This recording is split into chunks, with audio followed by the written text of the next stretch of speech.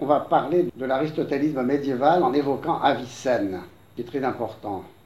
L'aristotélisme médiéval résistera à l'avènement du concept d'existence au nom du primat de l'être substantiel et de la conception de l'effectivité comme actualité, c'est-à-dire le primat de l'acte d'être sur le fait d'exister. Aristote enseigne qu'il est impossible de connaître ce qu'est une chose quand on ignore si elle est. Elle estime. Il s'ensuit que ce qui est, qui esti, apparaît comme étant à la fois distinct et inséparable de l'être. Cet enseignement aristotélicien est à l'origine de la distinction entre l'être et l'essence, qui va faire l'objet d'une importante discussion, et c'est pourquoi il faut bien en saisir la nature. La distinction entre l'être et l'essence a été reprise et repensée par Avicenne, Ibn Sina, mort en 1027, dans son Shifa, ouvrage traduit en latin par Philosophia Prima, philosophie première. Cette œuvre a exercé une profonde influence sur la pensée médiévale. Le philosophe persan, Avicenne était un persan, un iranien, définit la différence entre l'être et l'essence en concevant l'être comme un accident, ou comme il dit, un concomitant de l'essence. Et donc il y a une différence ici entre l'être et l'essence, il faudra bien saisir la nature du rapport entre l'être et l'essence. Avicenne affirme de la sorte le caractère extrinsèque de l'être par rapport à l'essence, par rapport à la quiditas, ce qui est, quid est. L'être considéré dans la chose, dans la réalité extérieure, donc, l'esse in re, voyez, l'être dans la chose, l'esse in re en latin, se distingue de l'être considéré dans l'intellect, c'est-à-dire en latin l'esse in intellectu. Il n'ajoute que rien à l'essence, puisque ce qui est, l'essence, est déjà tout ce qui est. Le cheval existant dans la chose, donc in re, n'est pas plus que le cheval possible dans l'intellect, in intellectu. Vous voyez la manière dont Avicenne envisage l'essence et le rapport à l'être. Un cheval existe dans la réalité extérieure, antitativement. Et quand je dis antitativement, j'entends le mot en latin pour ne pas dire ontologiquement. Antitativement est plus proche de la notion d'ens, d'être, alors que le mot ontologie suppose justement un concept de l'être, une représentation de l'être, une étude de l'être, et donc il faut faire du terme ontologie un usage prudent. Pourquoi ne pas parler latin puisque nous sommes de toute façon en philosophie médiévale, et surtout parce que nous sommes en train de lire l'Avicenne latin, car son Shifa, comme je le dis, a été traduit en latin et a fait l'objet en latin de l'étude des philosophes médiévaux.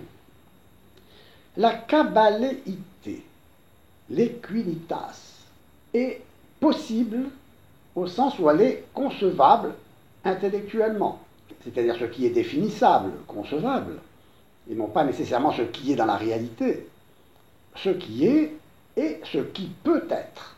Et ce qui peut être, en tant que concevable, est possible et dans l'intellect, in intellectu. L'être de ce qui est, dans la réalité, donc, l'être réel, l'esse in re du cheval, existe bel et bien en dehors de l'essence. Et il existe comme une donnée factuelle. Et nous voyons ici le lien qui s'effectue entre être et existence, entre l'acte et le fait d'être. Et en effet, le terme arabe pour dire être est wujud. Alors je ne sais pas comment cela se prononce, je vous dis comment cela s'écrit dans la transcription, W-U-J-U accent circonflexe D. Alors ce terme arabe pour dire être, wujud, a, à vrai dire, une signification qui est beaucoup plus proche du latin existentia que de esse, existence plutôt que d'être. En effet, il constitue une forme substantivée du verbe trouver et signifie aussi bien le fait de trouver que le fait d'être trouvé ou de se trouver là. Donc, comme vous le voyez, il a moins un sens actif qu'un sens factuel. Si être, wujud, consiste à se trouver là, être, au sens de esse en latin, se confond donc avec exister, existere. Et dans ce cas, la traduction française de l'auteur qui s'appelle Anawati et qui a traduit wujud par existence, la traduction française dans ce cas-là serait beaucoup plus exacte que la traduction latine de wujud en esse ou en ens, en être ou en étant. Et cela confirme la difficulté qu'il y a à ne pas confondre esse et existentia, être et existence. Nous allons insister là-dessus, n'est-ce pas? L'usage du terme existentia est réservé pour désigner le fait, c'est-à-dire la réalité effective de ce qui est, mais pour Avicenne, à la différence des Grecs, et comme pour les Juifs et les chrétiens, pour Avicenne, le musulman, la réalité est créée.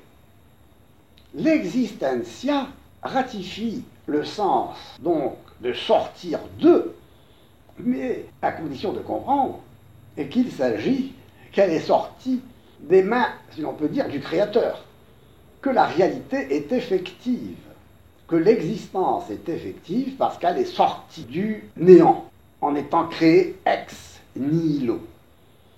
En tant que créé, l'étant, donc, sort en effet du néant. Il en sort, il existe, au sens où il est posé dans l'être, par l'action créatrice. Tel est le sens exact de la création ex nihilo. En réalité, en effet, rien ne peut de soi sortir du néant. Rien ne peut sortir de rien. C'est une grande vérité, un grand axiome, depuis toujours appliqué par la pensée.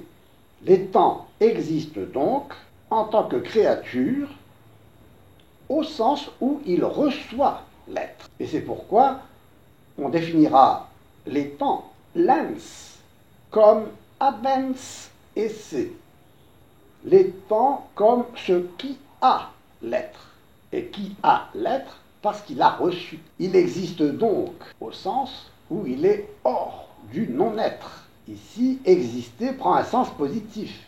Exister n'a pas le sens de sortir de soi, mais de se présenter à partir de soi. Je me souviens de la définition du phénomène par Heidegger, et la phénoménologie en général. Autrement dit, comme on l'a vu, l'existence n'est pas pure relation sans terme relatif, sortie d'on ne sait où et allant on ne sait où. Elle est reliée à l'être créateur, sans lequel elle ne serait pas, et dont l'étant dépend dans son être. On peut parler alors de l'existentia, de l'existence de l'étant, dans la mesure où l'on parle de l'existence de l'étant créé. Et dans ce cas, elle désigne l'existence, le produit effectif de l'œuvre créatrice, à partir de laquelle l'étant existe en vertu d'un acte d'être propre. Il existe hors du non-être, en vertu d'un acte d'être propre reçu en tant que créé. Cet acte d'être exclut toute forme de désappropriation de soi dans le geste d'un exister qui ne reposerait sur rien.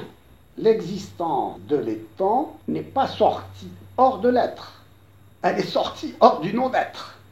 Et chaque étant est en vertu d'un acte d'être propre.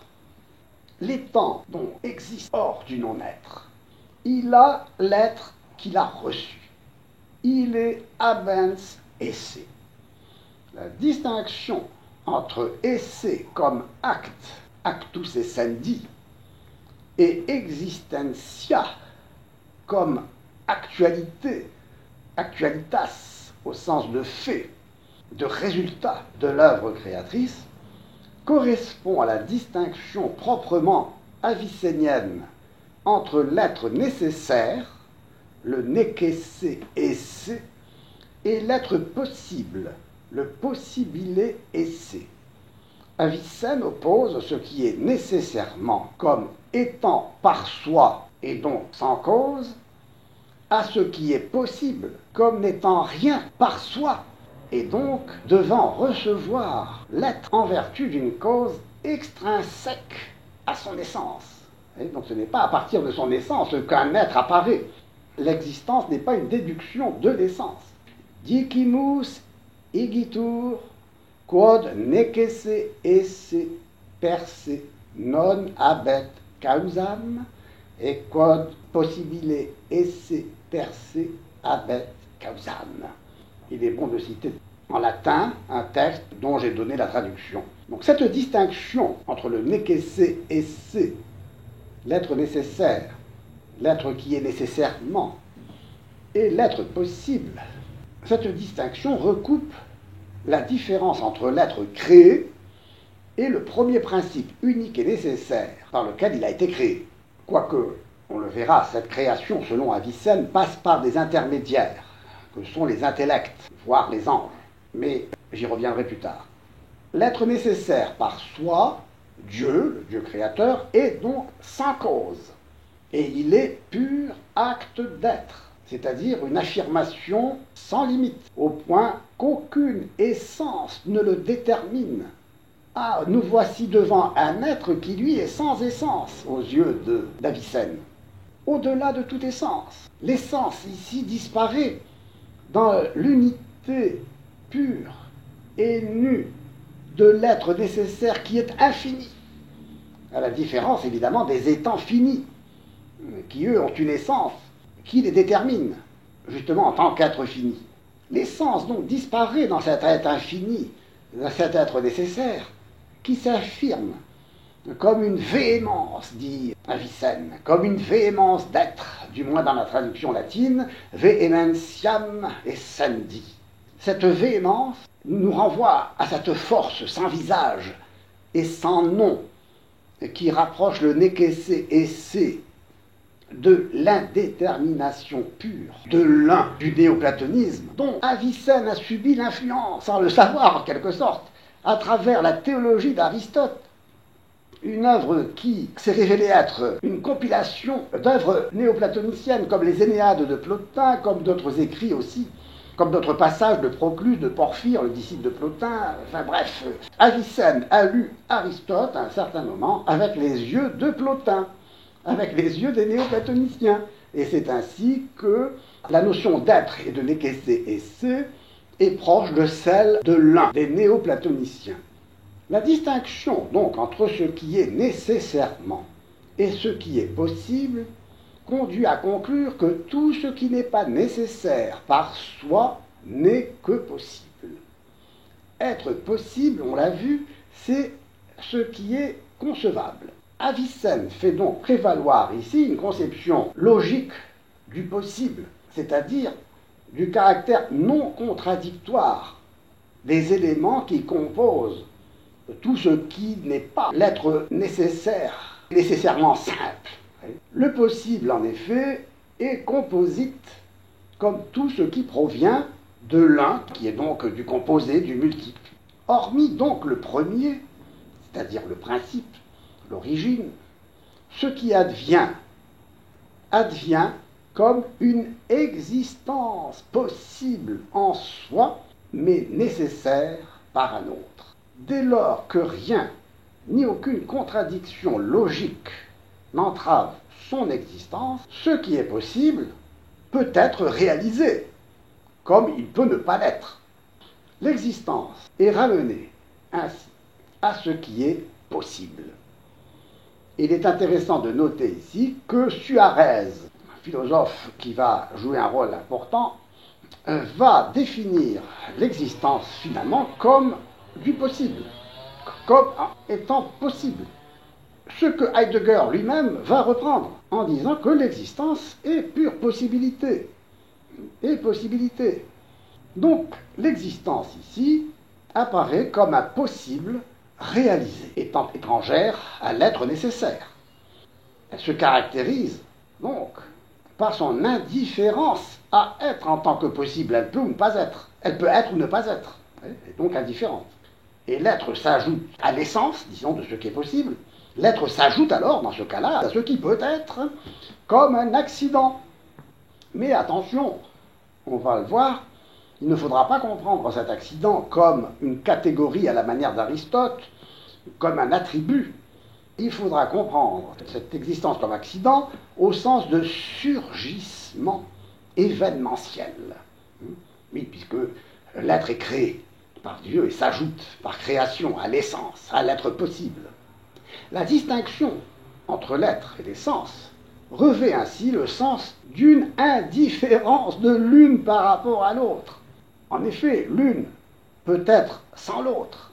L'être est produit dans la chose par la cause créatrice qui est extrinsèque à l'essence.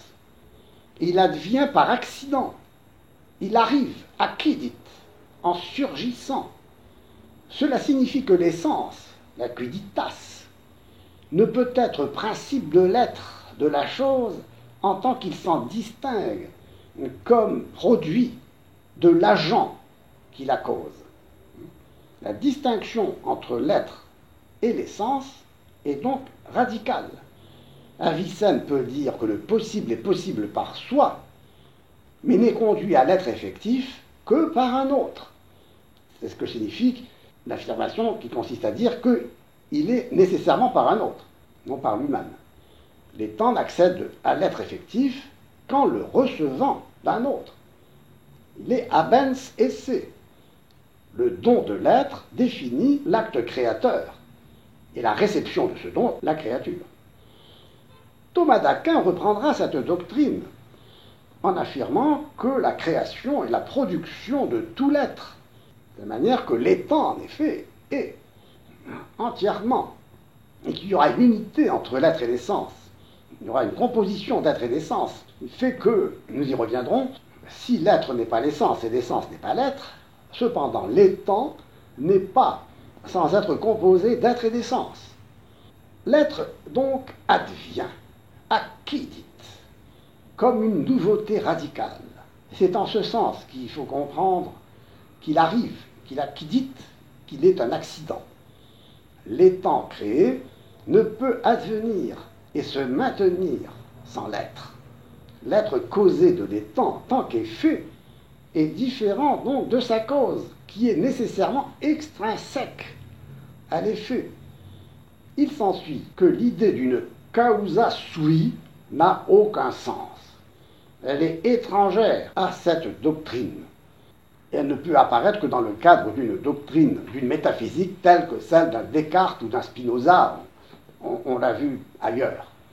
L'être possible a donc le statut d'esse in intellectu, d'être intelligé, d'essence, de ce qui peut être ou non réalisé. Cela veut dire donc que l'essence est indifférente à l'être. Comment, dès lors, peut-elle rendre compte, c'est là une question qui surgit, si elle est indifférente à l'être, l'essence, comment peut-elle rendre compte de l'esse in re, de l'être dans la chose, de la chose? Comment peut-elle représenter, d'autres termes, l'être extramental? Autrement dit, voyez-vous, comment la connaissance est-elle possible?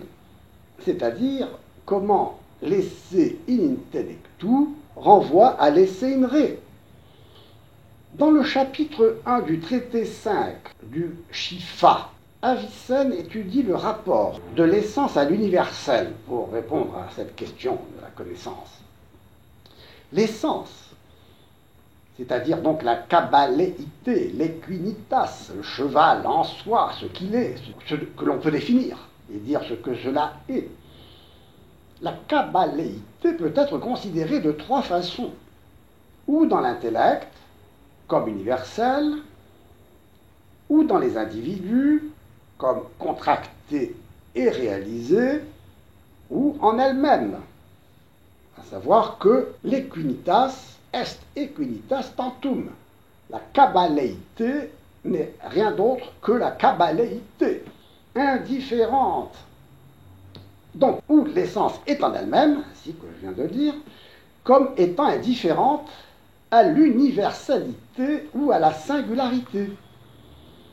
Or, avons-nous dit, l'essence est indifférente à l'existence actuelle, qui vient s'ajouter à elle du dehors comme un accident surgissant de l'extérieur. En tant qu'indifférente, elle est de nature noétique, considérée d'un point de vue exclusivement cognitif. Elle jouit de ce qui deviendra le statut d'un être d'essence. Vous voyez, le problème, c'est que l'essence va être alors aussi considérée comme un être. Chez les philosophes ultérieurs, comme par exemple Henri de Gand, pour donner un nom important comme celui de Henri de Gand. Cette indifférence souligne l'hétérogénéité de l'être qui ne pourra se joindre à l'essence que de l'extérieur comme un accident. Mais, je l'ai évoqué, il ne s'agit pas d'un accident au sens aristotélicien de catégorie, c'est-à-dire d'attribut de l'être substantiel. L'être est ce qui survient, arrive, ai-je dit, acquidit, surgit du dehors. Il n'est pas davantage un résultat découlant de l'essence.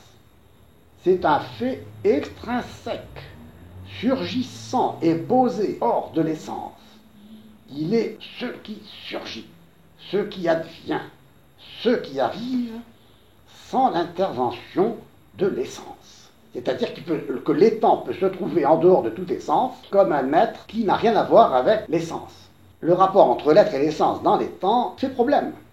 En quel sens faut-il parler d'existence si elle se réduit à un accident? L'étant est, avons-nous dit, et c'est ce que nous soutenons. Puis nous avons ajouté, l'être n'existe pas. En disant que l'être n'existe pas, nous avons pris le verbe exister au sens étymologique du terme existere, c'est-à-dire se situer hors d'eux, se tenir ou se poser là dehors. L'être n'existe pas parce que, avons-nous dit, s'il sortait de lui-même, il cesserait d'être. Or, l'être est nécessairement. Étant, il ne peut pas ne pas être. Sans l'être, l'existence se ramènerait à une relation pure, sans terme relatif. Autrement dit, elle ne reposerait sur rien dans la mesure où elle est une relation dont les termes s'annulent en s'opposant. Exister dans ce cas, c'est en effet surgir d'ailleurs, de nulle part, et s'abîmer aussitôt dans un fond sans fond, en existant toujours, en sortant sans cesse de nulle part pour y retourner. Relation sans terme, l'existence se trouverait jetée là dehors, échappant à ce qui pourrait la contenir dans une essence, et dont on pourrait dire qu'elle est quelque chose. L'existence se trouve donc sans essence, hors essence, absurde, inintelligible. C'est la question soulevée par cette distinction entre l'essence et l'être selon Avicenne. L'essence est neutre, nous dit-il, indifférente à l'être, qui est extériorité pure. Donc, l'être se confond avec l'existence. Vous voyez, on n'a pas réussi ici à distinguer être et existence. Il est là dehors, sans essence, sans pouvoir dire ce qu'il est un étant. L'être n'est plus ce que réalise la forme en le rendant présent, comme pensait Boès. Il ne provient de nulle part, il est radicalement détaché de l'essence. Pas de cause formelle, par conséquent, de ce qui est. Mais, cependant, au moment précis où l'on pourrait conclure que l'être est pure existence de ce qui vient de nulle part pour s'y engouffrer aussitôt, Avicenne donne à l'existence toute sa consistance et son sens à partir du moment où il affirme que l'être de ce qui est, l'être de l'étant, quoique ne provenant pas d'une essence ou d'une forme, provient d'un principe créateur qui le pose hors du non-être.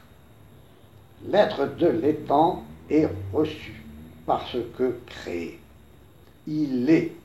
Il ne se tient pas hors de lui-même, suspendu dans le vide. Il existe en étant. Il existe parce que, venant du principe créateur, l'étant existe hors du non-être. Il n'est donc pas pure relation sans terme relatif. L'existence n'est pas pure relation.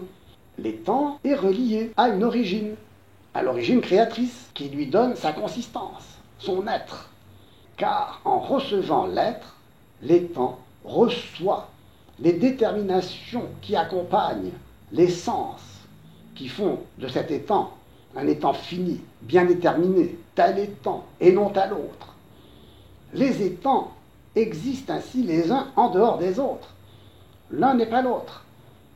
Et ils existent grâce à l'être qu'ils sont en l'ayant reçu. L'existence est considérée ici comme l'être reçu d'un agent extérieur, le créateur. On peut dès lors parler d'un être de l'existant, d'un esse existentiae, qui se distingue de l'esse du créateur, le nec esse esse, qui ne provient, lui, de nulle part, qui n'existe pas. L'être en tant qu'être n'existe pas au sens où, encore une fois, il sortirait de lui-même, car l'être ne peut sortir de soi sans cesser d'être. Il est nécessairement. Mais si l'être créé est lui aussi nécessairement dans les étangs qui le reçoivent, il se distingue du nec esse esse de l'être nécessaire de qui ils le reçoivent. L'être de tout ce qui n'est pas Dieu renvoie à une cause de son existence effective. Il ne sort ni de nulle part, ni de lui-même. Nous allons en rester là pour poursuivre la prochaine fois sur l'héritage de la pensée de Boès et d'Avicenne par Guillaume d'Auvergne, mort en 1249 et qui jouera aussi un rôle important dans l'analyse du rapport entre l'être et l'essence dans les temps.